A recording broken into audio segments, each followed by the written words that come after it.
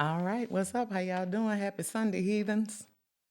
I am back, Sheena Butler, your leading heathen, also known as Sister Ruth, also known as your favorite root worker. So on today's episode of Sunday School for Heathens, we're gonna talk about bad guys. And who we gonna talk about villains.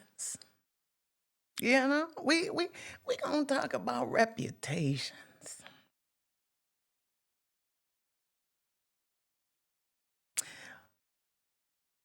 On this episode, we're going to talk about who was the real bad guy in the Bible. Who is still the real bad guy today?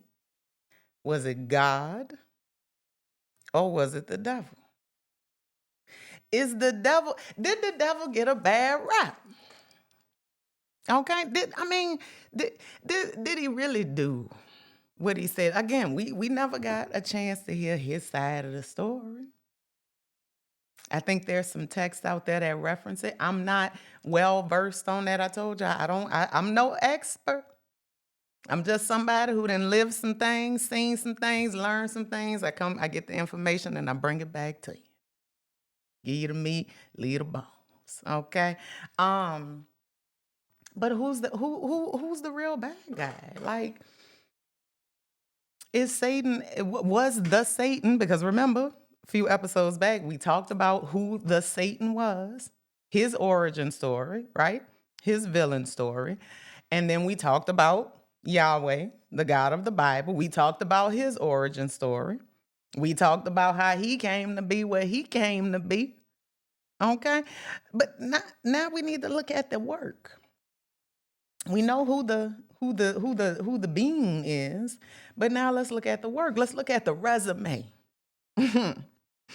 the background, the Carfax, if you will.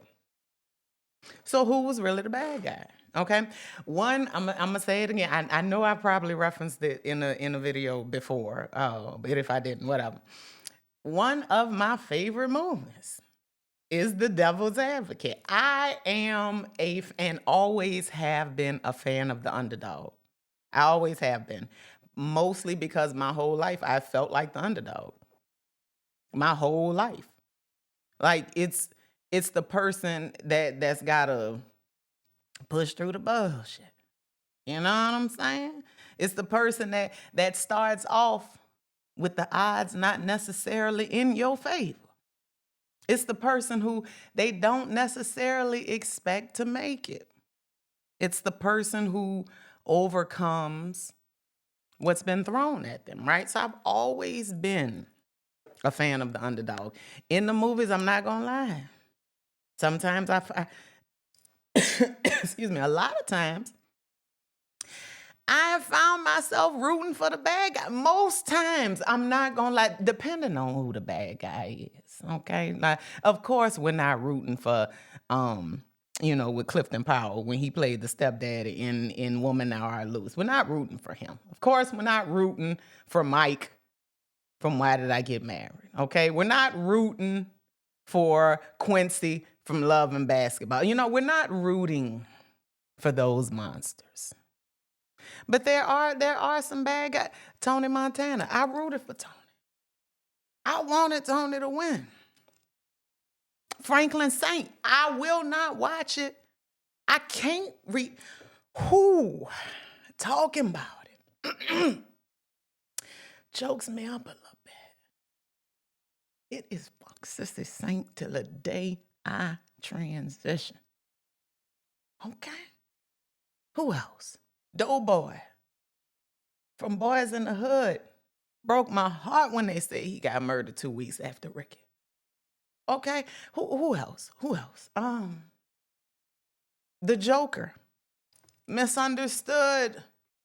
The Joker tested the limits of society's acceptance. He tested the depths of human condition. Okay, Beetlejuice. I'm sorry. I don't like how they did my boy on Beetlejuice too. I don't like on Beetlejuice. Have y'all seen it? Like if you were for real, If you were for real, I'm sorry. I don't like how they did my boy. He can't, spoiler alert if you ain't seen it, but at the end of the day, man, he helped it. He helped all of them. He helped all of them, and they left them hanging. Oh, I'm hurt about it. I'm hurt about it. I'm hurt about it. I don't like it. I don't like it. Okay. So all I'm saying is, yes, as a child, they, coming up in the church, they teach you that Satan is the enemy. The devil is the enemy. He is the one who comes to steal, kill, and destroy. He is the deceiver. He is the accuser. He's the murderer. He's the thief. He's the cunning spirit. He's the slick talker. He's the tempter. You see what I'm saying? He comes to bring all that is the worst out of you. That's who Satan has been given. That's the rep that he's been given. And all of this came from his pride. Because remember, we talked about what was his origin story that you heard. How did you learn about the devil? And for the most part, across the board, all of us learned that, he was a part of he was a part of heaven at some point. Some, said he was a choir director, heavenly host, part of the heavenly council. But either way, his pride got the best of him. He was like, nah, I want as much as God, as Yahweh. I want that. And then he got kicked out of heaven because of it. Okay? So he got only thing he wanted, according to the book, according to the back, because we can't even say the book, because remember, when us studying, we found that there is no real origin story for Satan in the Bible either. Okay? There's a lot of speculation and conjecture. All right? But you mean to tell me all because he wanted a little piece of the spotlight? He got cast down to earth by God to wreak havoc on the humans with God's permission. And he just, all because he wanted a little piece of the spotlight and he couldn't get it. He came down here and he just started pulling out the worst in everything. I was taught a dead man can't tell his story. So whoever is telling the story of a dead man, you got to take it with a grain of salt. Okay? But all of that to say, let's see. I'm sorry, the devil's advocate, Al Pacino's monologue at the end. If you have not seen that movie, go watch that movie. Al Pacino, Keanu Reeves, Charlize Theron, and the supporting when I tell you, baby, and I can't say that movie should be studied because it is being studied. They show it in theology school. They show it in not theology school. Let me not say that. They show it across. The way that I came across that movie is a woman who we was living with. She was going to seminary training. It was given through the church. It wasn't a real college, but she was going through seminary training and they had to watch that movie and write a paper on it. My mother wouldn't allow us to watch the movie at the time, but that is my first time hearing of that movie. And the first time I heard about it, I was piqued. My curiosity was piqued. I wanted to know what was it about that movie. And the first time I saw it, oh, baby. That's how I always known. Listen, it wasn't never going to stick. But anyway, Al Pacino's monologue. Al Pacino plays the devil. It's a spoiler alert. It is what it is. That movie, 20-something years old. But listen, his monologue in the end, when he explains his position, his POV, his point of view, his perspective, it's brilliant. Okay. And if you have not watched it in many years, go back and watch it with open eyes. If you've deconstructed since the first time you saw it, go back and watch it with different eyes, with open eyes. Okay. But his standpoint was, I'm a fan of man. I don't hurt man. I've been down here with man every step of the way, right?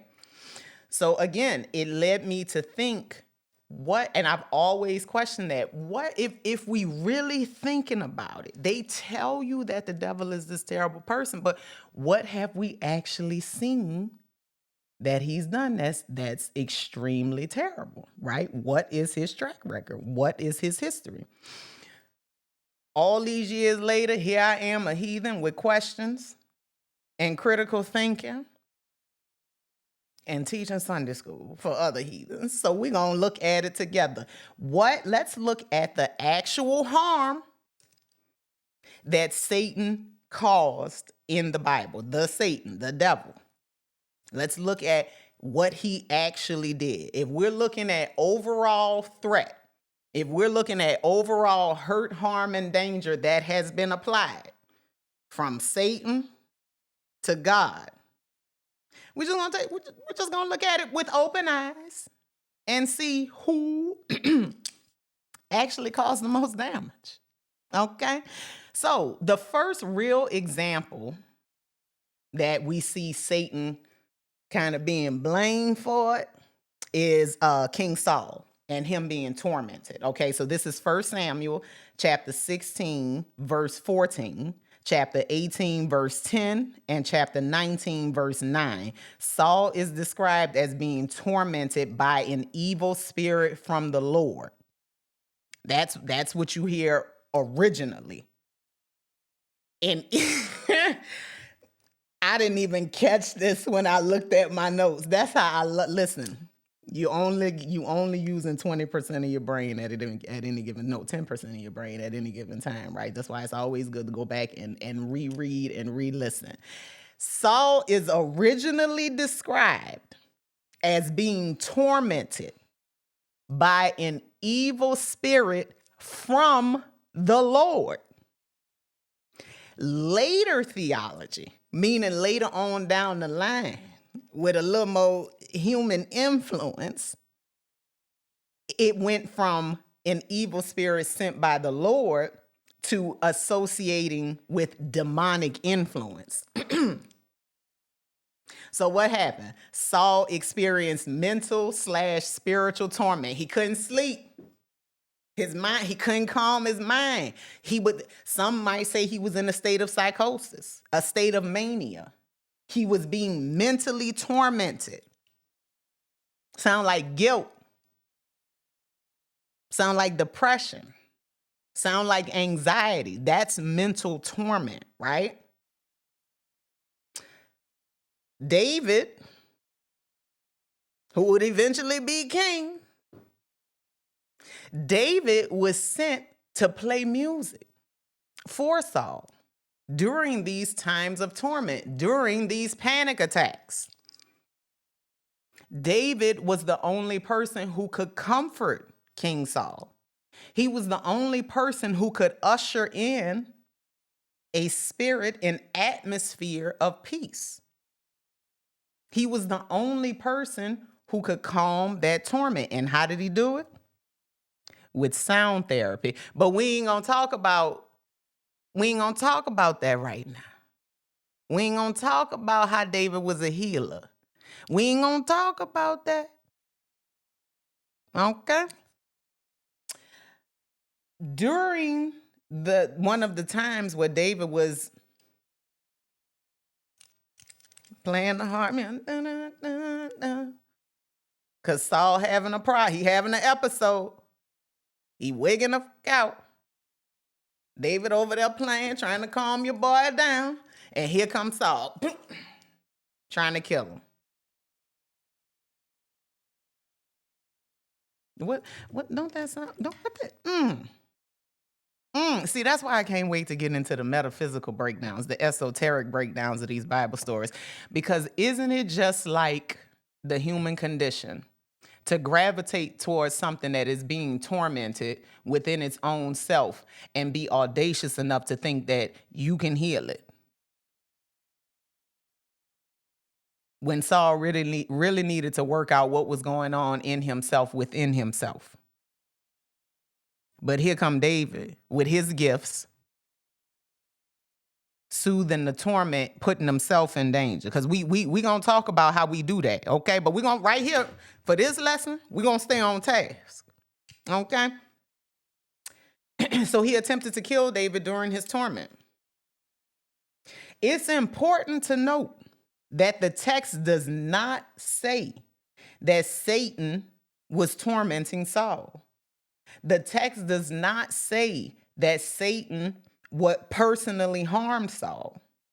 The text does not say that Satan killed Saul, because we all know that Saul eventually fell on his own sword, which is also symbolic that if you don't work that mental torment out here, if you don't work that conflict of self up here, eventually it leads to your own demise. In every sense of the word. So while the text does not say that Satan was a part of any of this, what do we say?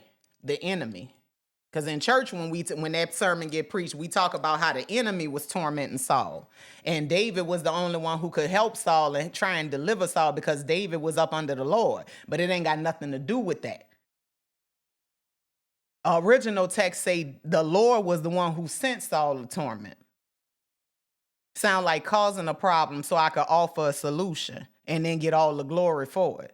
Or at least the glory for anybody who comes up when the problem don't get solved. Anybody who gets the lick when the setup. It's like the pyromaniac who starts the fire and then helps the fire department put it out for the sadistic gratification. Anyway, that's the first evidence that we have that can possibly allude, that has been used to allude to Satan's reputation as a terrible influence. Okay. The second one, we got Judas. Good old Judas Iscariot. Luke chapter 22, verse 3, John 13, verse 27. Then Satan entered Judas. Now, this is they saying Satan entered Judas and caused Judas to betray Jesus. So Jesus said, one of y'all gonna betray me. Jesus already knew what was up. And then Satan entered Judas, and so was it really a betrayal? Because that's what we really got to start. How was it Judas, Satan? Satan gets the rep. Judas gets the consequence, because that's how it goes in the Bible. Putting humans in between supreme beings. This is a battle between Yahweh and the accuser, right? And the Satan. But somehow humans keep getting put in between. So is it really a betrayal when Jesus knew what was up? When he already had the plan? So how do we constantly call people Judas if it wasn't Judas who actually did it? He was just the vessel that the energy rode in. That, mind you, rode in with permission. It was a part of the divine plan, right? So was Satan actually being the bad guy? Or was he just on the team, helping play out the mission? How he get the bad rep when he playing the part that was assigned to him? Okay. Later, Judas dies by suicide, hangs himself in the potter's field after he's been used. And he comes to, because Satan is no longer in him, right? Because Satan entered him, he got the deed done and then stepped out. So now that Judas is no longer possessed, and he realizes what he's been a part of. He can't fathom it, and he hangs himself. And the whole time, he was just a part of the plan too. Because I don't remember Judas getting the heads up. I don't remember Satan visiting Judas and being like, hey, yo, listen, we got some shit that's gonna go down. I'm gonna have to take over your body for a little bit because we got to get this done. You know what I'm saying? Judas didn't get the heads up. So all he knows is he been rolling with Jesus. He been loving Jesus. And then all of a sudden, some shit go down and he responsible for one of his good friends being arrested and stuff. And he takes his life. So was Judas really to blame, or was it the grand scheme of things? If Judas was sent here, if that was the only reason why he was born, was to betray Jesus, because we on that side, they teach you to believe in predestination, right? Everybody got a story that's already written. Ain't that what they preach? So why create Judas? Why play with his life like that? He didn't consent.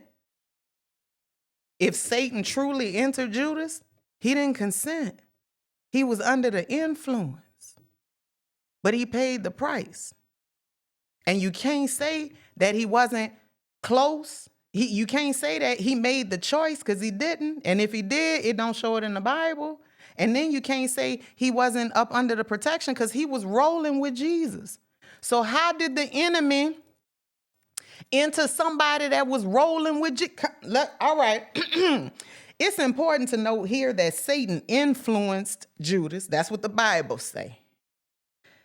But the Bible does not describe Satan physically killing Judas. He just used his body. Number 3, the bent woman. The woman who was bent over, not the woman with the issue of blood, the woman who was crippled for 18 years. Jesus describes a woman crippled for 18 years, Luke 13:11-6. A woman crippled for 18 years, 11-16, I'm sorry. Luke 13, chapter 13, 11, verses 11-16. Jesus describes a woman crippled for 18 years as someone whom Satan has bound. Do we know why? Like, did anybody, like, what was the reason? Why was she bound? Did the woman say that? Did the woman say that she did? Why did Satan target this woman? And he had to have done it with permission. So, according to Luke 13:11-16, she suffered a disabling condition because she was bound up by Satan, and Jesus healed her. For the glory of God. Somebody else in the middle. A woman minding her business, Satan wrap her up. That's what the Bible say. It say he had her bound, he wrapped her up. And then Jesus healed her. Thank God the woman got away scot-free. But she was already wrapped up for 18 years. God damn it, you owe her a little something. Here we are again with with people, human beings, caught up in the bullshit between the heavenly beings. It's important to know that this is one of the clearest New Testament statements that Satan caused physical affliction. This is the first time that we see Satan actually harming somebody, but he does not kill her. We don't know the reason and again, Satan didn't cop to this one. Satan didn't say, yeah, I did that. I did that. Matter of fact, I need to go and dive a little deeper. Do we have any time in the Bible when Satan is taking credit? Taking credit for it. I might have to come back on that one. But somebody let me know. Drop it in the comments. Do a little homework. We are in school. This is Sunday school. Okay? Number 4, Paul's thorn in the flesh. We talking about Paul the apostle. 2 Corinthians 12:7. Paul says he was given a messenger of Satan to torment me. In the Old Testament, it says to buffet me. Buffet means to constantly hit, like to bother, to just beat on. So what happened? We don't know. There's never really any clear-cut definition on what this thorn is. And I've seen many pastors play off of this. This is a very popular scripture to get you a nice little, to generate a nice little sensationalized sermon. Because it's one of those sermons where you could take anything, like whatever it is that you're suffering with in the human condition, and to you, it's gonna be that's gonna be your thorn. That's how they spin it. Listen, we all don't nobody know what your thorn is. That's why the Bible didn't label what his thorn was. And then here you go thinking your thorn could be drinking, your thorn could be smoking, your thorn could be, a little fornicating, a little adultery. Your thorn could be porn. Your thorn could be thieving. Your thorn could be gambling. But whatever it is, at that moment, you going to insert your thorn shit. And then you're going to fall out. Oh, help me with the thorn, Lord. It's very interesting. Those were the best, the ones who could take a scripture that you were already familiar with and spin it. If they could take a sermon that you've already heard preached and spin that bad boy to preach it from another perspective, just use a better example. The bigger the bang, the bigger the buck, baby. The heavier that offering basket. Okay? It was something to see. It was something to see. So Paul's thorn in the flesh, we never knew what it was. It had to be, some people reason that it was some form of ongoing affliction, possibly illness or persecution. Okay? So some people think like he was crippled from having, like he had some type of physical handicap. Some people say that he was partially blind, like he never recovered, because this is the same Saul that was murking Christians and then met God on the road, got the blinding light, and then started, speaking for God. Went on to be one of the greatest speakers. This is him. Who, by the way, never met Jesus. Paul never met Jesus. I just want y'all to know that. Paul didn't come along until at least 40 years after Jesus' crucifixion. And there is strong evidence to support that the other disciples did not fuck with Paul. Okay? But that's another conversation for another day. Most of the New Testament is Paul's doctrine. Y'all following Paul, not God or Jesus. Okay? But anyway, what happened? We know that the thorn in the flesh was not death. Okay, I see you later. Have a good one. I love you. So we know that Paul's affliction was not death, but he never said what it was. And the only thing, again, that they telling us is that it was sent from Satan. Again, Satan never said, yeah, I did that to Paul. Matter of fact, let me tell y'all what it was, since he won't tell y'all what it was, because somebody need to tell us what it was. Y'all talk about Paul's thorn way too much for nobody to know. Paul wrote all them letters to all them churches. Paul, he ain't tell Timothy. Paul ain't tell Timothy what it was. Okay. Anyway, all right. Number 5, Ananias and Sapphira. This is one of my granddaddy's favorites and was passed down to his sons. That was one of his favorites. Acts chapter 5, verses 1 through 11. Peter asks Ananias, why has Satan filled your heart to lie to the Holy Spirit? Both of them fall dead after being confronted. The text attributes their deception, their lying, to Satan's influence. But it does not say that Satan killed them. Their deaths are portrayed as divine judgment. Ananias and Sapphira got wiped out because by Yahweh, because they were lying. It was lying. Uh-huh. Yeah. And I listen, oh, I could be so messy right now, but I'm not gonna be messy. Anyway, so listen. Again, that Satan got blamed for them being liars.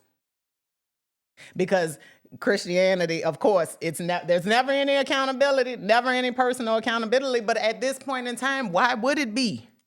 Because the moment you enter into Christianity, you enter into a battle between God and the devil. So how can there be accountability?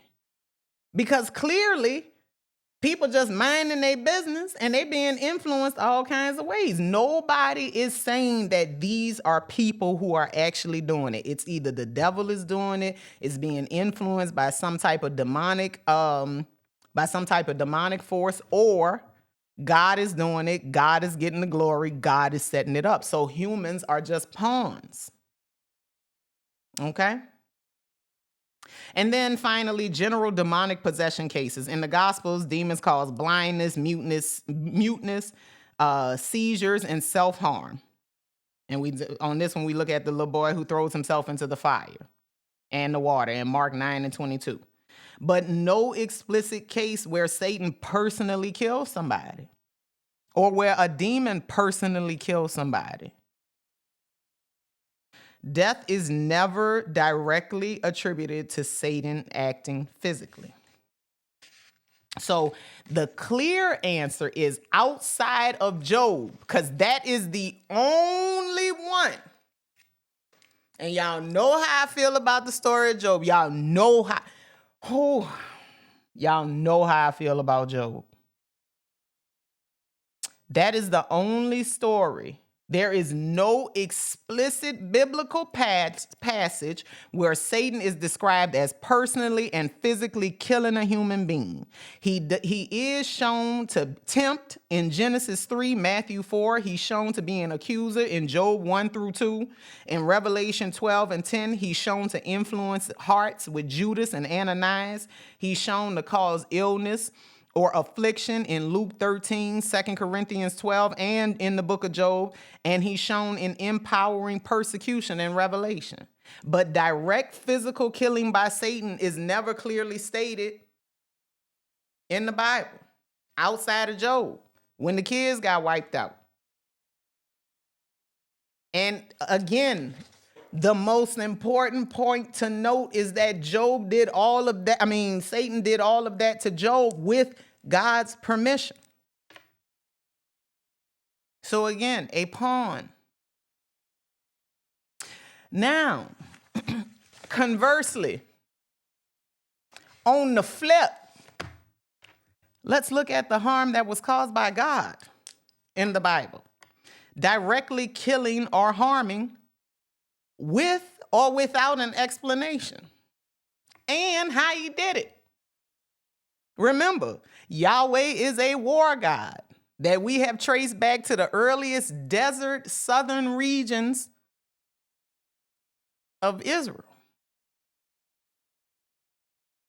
Partially not of Israel, of Canaan. Was it Canaan? Yeah, I think it was Canaan. Okay, he was a war god, a war deity who was appointed Israel by El, the chief god on the godly council, on the heavenly council. If you don't know what I'm talking about, go back and watch my other videos. We broke it down now. But let's talk about what God has done. What Yahweh has done. And just in the Bible, we just talking one book. The book that they love to use, the book that you love to hate, the book that you hate to love. Let's start it off right. The flood. Genesis 6-7. Here, God comes and he hollers at Noah. What's the context in which God said, I'm finna clean, I'm finna wipe this mouth? It's over with. Build a ship, build an ark, because I'm finna do them. Now, I feel like you and your family, y'all good enough people. So I'm going to use y'all for the new world, the new earth. But this one here I'm finna go and get rid of. Okay? So get to building, and then I need you to get two of everything. And then when it's time. And then there's there was a theory that I heard that at the time of the flood, it had never, at the time of Noah in building the ark, that it had never rained before. People didn't even know what rain was. Now, I don't know how legit that is. But if you heard that too, drop down in the comments and let me know, okay? So when Noah was talking about it's gonna rain, it was like, what you talking about? What is rain? So the context of the flood, God's context, his reasoning, is that humanity is described as universally corrupt. I don't like them. They got problems. They don't listen. They hard-headed. They love decadence. They're immoral. Mind you, all of this happened because the heavenly beings that was supposed to be down here watching out for stuff, the sons of God, remember they got them a little human coochie? And then they had some babies. And that's what caused the corruption. So the interference of the heavenly beings. And God was, after that, God was like, man, I'm sick of y'all. It's over with. God's explanation, the earth is full of violence.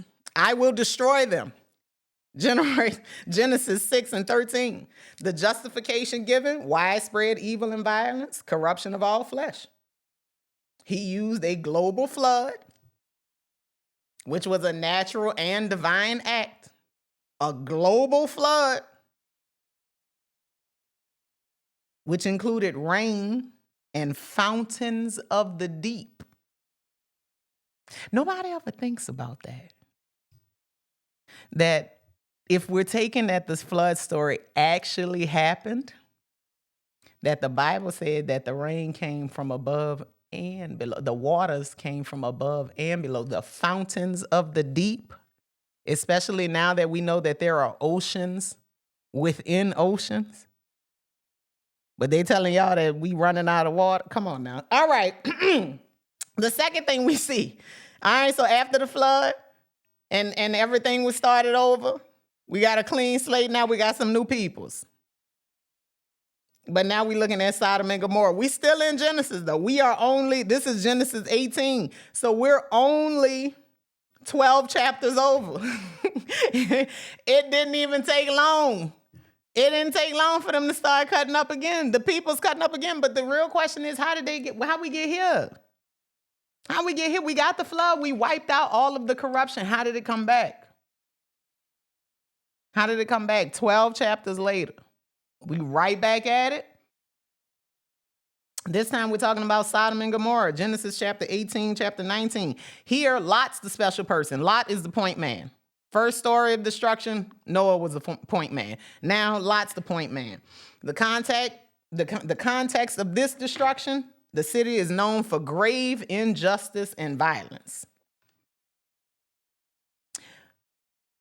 Grave injustice and violence. However, in the church, the main reason why you get taught that God destroyed Sodom and Gomorrah was what?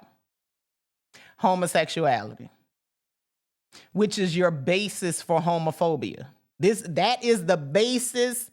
If you want to know where homophobia comes from, is right here. Right here. You are looking at the origin story of homophobia. That's how it gets established. Okay? Confirmation. Okay? God's explanation, the outcry of the people is great, and their sin is very grave. This is Genesis 18 and 20. So his justification is, I can't find no righteous people. He even reasons, Lot even tries to reason with God. He's like, oh, wait, hold on.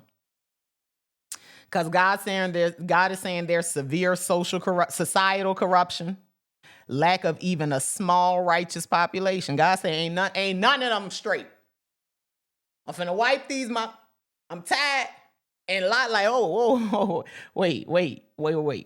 Listen, My great granddaddy had told me about the flood, right? He told me, you know, listen, I understand. Just, I know a few good people. Okay, just let me go talk to them. Okay, give me a minute. All right, and then I'm gonna come back. God was like, cool, find me 100 people. You find me 100 people, I won't wipe this mouth. Okay. Lie said back. Oh, all right. Lot was on a mission. He was trying to free the people. He was trying to find some good people. Lot came back and said, listen, hold up. I couldn't get 100. But let me, I could give you 10. I know 10 right off the rip. I know 10. Now, it's important to note that I don't think God gave any criteria for who qualified as righteous. Like, how, I don't know. Give me a second. Let me look this up. Give me 1 second. Hold on. Baby, let me stop. I was loud and wrong. It wasn't Lot who was bargaining. It was Abraham.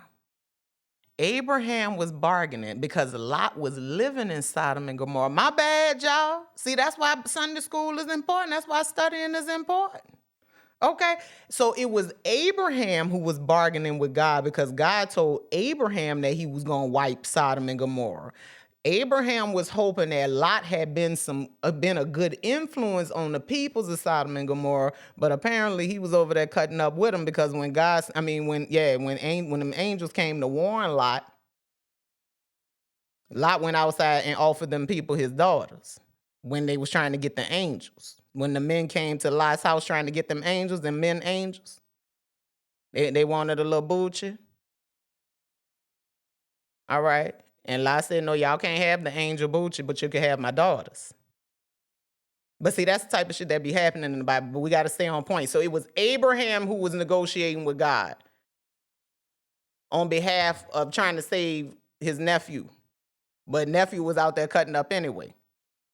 But he still got off because he told him to pack his family. When the angels came, they said, pack your family, you got to leave because God finna wipe this mouth. And there's a reason, we can see why. Okay? So, long story short, everybody in Sodom and Gomorrah was cutting up. God said, I'm wiping it. The method, he rained down burning sulfur. Total destruction of the cities. And we're going to talk about how symbolic, we're going to talk about how the story of Lot, the esoteric and metaphysical version of metaphysical aspect of Sodom and Gomorrah being your lower self. Lot and his family leaving to run towards their higher selves. The wife turning into a pillar of salt because she turned around and looked at her lower self. It's about how when you gotta go, you gotta go. It's about how when you done with something, you gotta be done with something. It's about how turning around to look at some shit that don't serve you no more could ultimately freeze you. But anyway, that's where he wiped that city. Moving right along, we still in Genesis. We got 3 mass wipeouts so far, and we still in the first book. We over in Genesis 38 now. Okay, wait a minute. This isn't a mass wipeout. Well, we're 2 mass wipeouts in. Here we on the third murder. We on the third murk. Confirmation. We on the third murk. We got and Onan in Genesis 38. And Onan was brothers. All right. In this context, the reason why the murking happened is because family line obligations were violated. All right. Now, this is when I believe it was who died. Let me get it. Give me 1 second. I don't want to mix my stuff up. Hold on. Okay. All right. Because this was one of the stories that I would never forget, but I had to make sure because it's been a minute since I've been up in them church houses. Okay, so both of these boys were sons of Judah. All right? Was the oldest son. Onan was the younger brother. All right? Now, was wicked in the Lord's sight. It don't never say why. All it says is, listen, the Lord wasn't fucking with him. All right? I don't like that. That's what it was. That's all we can find. Because I remember looking up this story when I was a teenager. I was like, damn, why he ain't like him? You know what I'm saying? He ain't give no clear-cut reason. The Lord said, I don't like this nigga. Simple as that. So he killed him. He was wicked in the Lord's sight.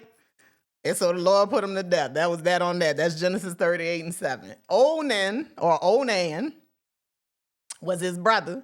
Now, had a wife. According to Levite tradition, Onan was supposed to step up, take the wife, get her pregnant, keep the bloodline going. Onan went in there. He took the wife, he took the responsibilities. He went in there, he was getting him a little culture, but he pulled out. And when he pulled out, he skeeted on the ground. God didn't like that. Listen, God said, you gonna skeet on? Boom. Took him out. I was like, I remember, I was like, oh, this man ain't playing. This man, I ain't gonna go there. Listen, we gonna keep it cute. Listen. So the justification in this murking was a moral wrongdoing, because you supposed to keep the bloodline going, so you gotta put it in them. Okay? And it was an exploitation of family duty. Basically, he was saying, you don't want to step up to the plate, you don't need to be here. You only here for that juice anyway, to keep stuff going. If you don't want to give it a juice, you got to get out of here. Boom, it's over with. The method was direct divine action. We don't even know what happened. He just took him up out of there. Stopped his heart. Boom, it's over with. Get out of here. Confirmation. All right, and then we have Nadab and Abihu. In Leviticus 10, Nadab and Abihu. The context is this is the first priestly rituals being established. So now we got rituals being laid down. God's explanation is, among those who are near me, I will be sanctified.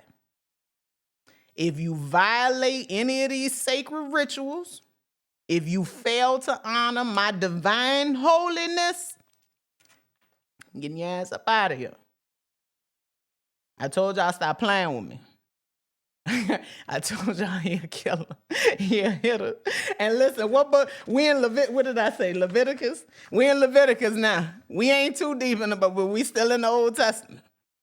All right? Nadab and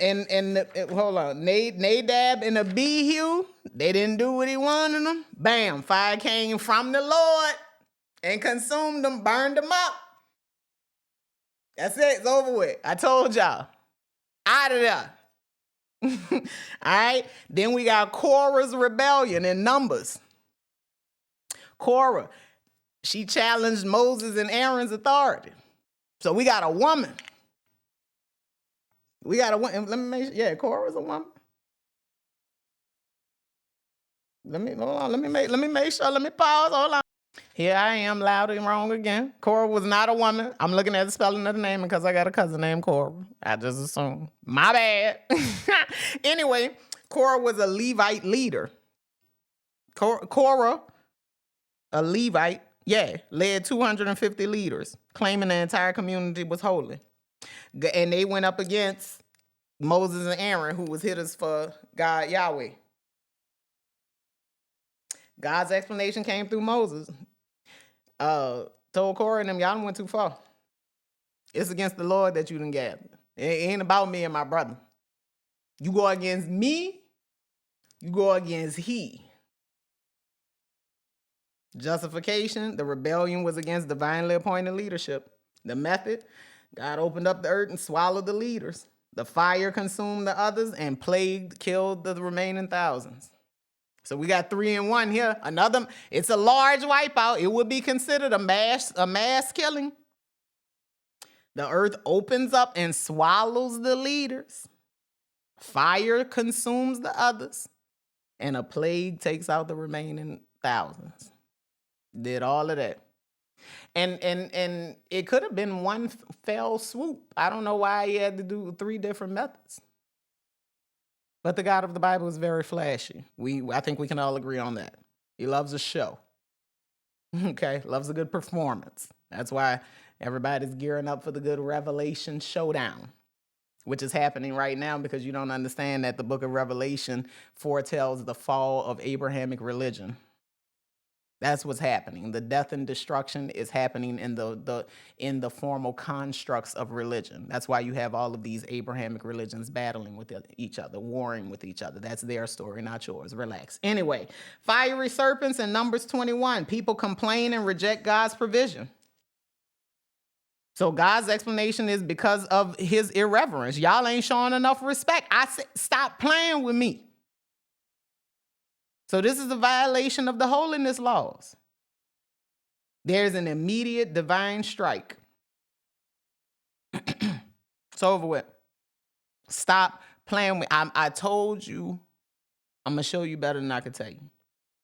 David's child. Now notice we how many? We got 1, 2, 3, 4, 5, 6. We 6 mercs in. We still in the Old Testament. A few books in. We traversed the whole Bible looking for stuff that Satan did. We went from Old Testament to New Testament. Confirmation. we can't find, but we a few books into the Old, and we got 6 mercs already. David's child, 2 Samuel 12. David's adultery and the arranged killing. We know. Bathsheba just trying to take a little bath. David came out there and saw them teddies and said, listen, go get her. I want her. Go get her. Brought her up to the palace. Took what didn't belong to him. Knocked her up. Tried to set up her husband. Had him killed. Tried to set him up to be the daddy. When he didn't want to do that because he was proving loyalty to his raggedy ass king and country. The king sends word to put him out on the front lawn, have him murked. Front line and have him murked. And that's what happened. And then he takes Bathsheba as his wife, one of them, and she has a baby for him. God's explanation via Nathan, because Nathan came to him and said, listen, if you had a man who took something special and beloved from another man, but that man already had everything, why would he take some? How would you punish the man who took from the man who only had one beloved thing? That's what Nathan said to the king. Listen, my nigga, hypothetically speaking, if you knew some shit was going down where we got a man who got everything, taking the one thing that this other man has, the only thing that he has, what would you say to that man who has everything, who took from that man? And David on his high horse starts talking about all of the consequences and repercussions. And Nathan says, nigga, you the man. It's you. You is him. Look in the mirror, my boy.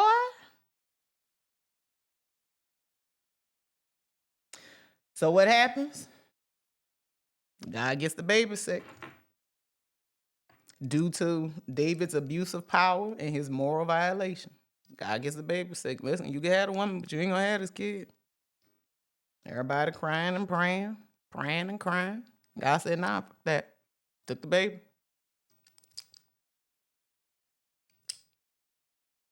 Nah. Give me that. Give me that. Yeah, I know. I see you. I see you got your head shaved. I see you got the ashes on. I see your clothes torn. I know Bathsheba over there crying and waiting. I know. But I can't let y'all have it. Bathsheba, you gotta suffer. I know you didn't consent, Bathsheba. I know you ain't have no say-so in it, Bathsheba, but I'm gonna take this baby. I'm taking this baby. You can't keep him. Because David, he knew better. And because he knew better, you gotta suffer too. That's what the Bible say. That's what your Bible say. So now he murking kids. He murking babies. This is a baby being murked who never asked to be here, who ain't have nothing to do with it. The baby had to be sick as shit, suffer, and then die, all to balance the scales. Then again, we circle back to Ananias and Sapphira. I told y'all, even though they said Satan influenced them, Satan caused them to lie. It was God that murked them. That's it. That's it. David census on the plague. David orders a census. David orders a census, which can be seen as pride or misplaced trust in the people. David orders a census.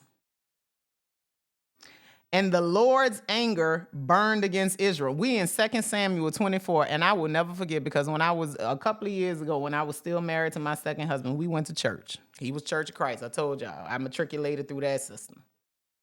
We went to church, and the pastor preached this passage. And I remember thinking, damn. Because, see, it wasn't David who got in trouble. David ordered the census, but God killed 70,000 people. Because God killed 70,000 people as a punishment to David for ordering the census. And I said, this don't make sense. Something missing. I went back and read that story. And you know who told David to order that census? You guessed it. God. Matter of fact, let me give you the scripture. Hold on one second. Yep. Chapter 24, verse 1. Again, the anger of the Lord burned against Israel, and he incited David against them, saying, go and take a census of Israel and Judah. David felt bad after he took that census and went back to God and said, God, I feel bad for taking this census. Can you please help me not feel so guilty? And God said, nah, because you did that. I'm about to go. You got three options. You can have a famine. What was the three options? The famine was 3 years of famine, or 3 months of fleeing from your enemies while they pursue you, or 3 days of plague in your land. Now think it over and decide how I should answer the one who sent me. David said to Gad, I am in deep distress, because God sent word through a dude named Gad. David said to Gad, I'm in deep distress. Let us fall into the hands of the Lord, for his mercy is great, but do not let me fall into human hands. He said, listen, tell God do what he needs to do. I don't want to be in my enemy hands. So the Lord sent a plague on Israel from the morning until the end of the time designated, and 70,000 people from Dan to Beersheba died. And when the angel stretched out his hand to destroy Jerusalem, the Lord relented concerning the disaster and said to the angel who was afflicting the people, enough. Withdraw your hand. Again, we got God causing the problem and then interfering in the solution. Like, that's some sick shit. I remember that story. That story is sad because when you think about it, it's the God of the Bible throws the rock and hides his hand. Literally, until you see the hand of destruction. So it appears that the God of the Bible has two hands, a hand of strife and discord and a hand of destruction. That's the only two things that's in his hands. And it depends on which hand he throws from, on what the story gonna look like. Uzzah, another story that bothered me from the time I was a child, 2 Samuel chapter 6. Here we're transporting the Ark of God, the Ark of the Covenant, which was, the covenant between God and the people of Israel. The Ark was transported improperly. And while the Ark was being transported, it was getting ready to fall. Uzzah reached out his hand to steady it so that it didn't fall and get broken. And because he touched it, because he had not been deemed holy enough to touch it, bam, God got rid of him. Stop playing with me. I said don't touch my shit. You think I'm gonna let it fall? You bold enough to think you can catch some shit? You think I ain't see it falling? So you gonna stop it like you could help me? Immediate death upon confrontation. Herod, King Agrippa, Acts 12, accepts worship as divine, God's explanation, because he did not give me the glory. I told y'all stop playing with me. His justification was self-deification and arrogance. An angel strikes him with illness and then he dies. We got Pharaoh. children of Israel. I mean, we got Pharaoh and the Egyptians when Moses was pulling them out. Sihon and Deuteronomy 2 and 30. Israel requests passage, conflict follows. God's explanation to give them into your hand. He enables Israel's victory. He weakens. God interfered. The God Yahweh interferes with wars all the time in the Bible. All the time. Because he's a war God. He's a war deity. Okay. Canaanite kings. Israel. He's even wiped out his own a few times. His beloved a few times. There's a pattern. So according to the passages, according to all of these stories, because that's at least 10 stories. That's at least 10 mercs. Some mass, some individual. But they've all been framed as actions of God's judgment for corruption, injustice, and deception. They've been framed as protection of his sacred order, from priesthood to ark holiness. You can't come in my temple. You can't touch my stuff. You don't keep my rituals going by ejaculating in this woman and your brother's wife, your brother's widow. Demonstration of power. The 10 plagues that visited Egypt was strictly, again, a pissing contest between God and the Kemetic gods. Remember that? Because that's the gods of Kemet. If you really the Prince of Egypt, that's one of my favorite movies. We came up as kids watching that, and I still love it. But the Prince of Egypt, that is the gods that the Egyptians are calling on, Nut, when they going battle bar for bar, when they turning rods into snakes and all of that. That's the Yahweh God against the Kemetic gods, Nut and Herut and all of them. They were just as powerful beings. But remember, you reading Yahweh's history. So he's gonna give you his version, or his people. His people gonna tell his version, his victories, right? Covenant enforcement. He murking you. You break the covenant, it's over with. I stop playing with me. Key takeaways in the text itself: God's actions are consistently, and I do mean consistently, intentional, justified with covenant, and they are tied to moral, ritual, and political order. And isn't it amazing how those same justifications are being used today? The reason why you hearing about all of these wars and rumors of wars, the reason why you think you're living in the end times, you are living in the end times. This is the end times. It's the end times of the illusion of all of the bullshit that we've been under. It's the end times of the patriarchal constructs of religion and societal conditioning and religious indoctrination and social conditioning. It is the end times. That is the collapse that you are witnessing. That the rapture has already happened. It was the split in consciousness, the split in understanding, wisdom, obedience, knowledge, comprehension, retention, and understanding. That split has occurred. That shift has occurred. That's why half of the people on your timelines are freaking out and the other half are completely at peace. Where do you lie? If you find yourself being swept up in the chaos,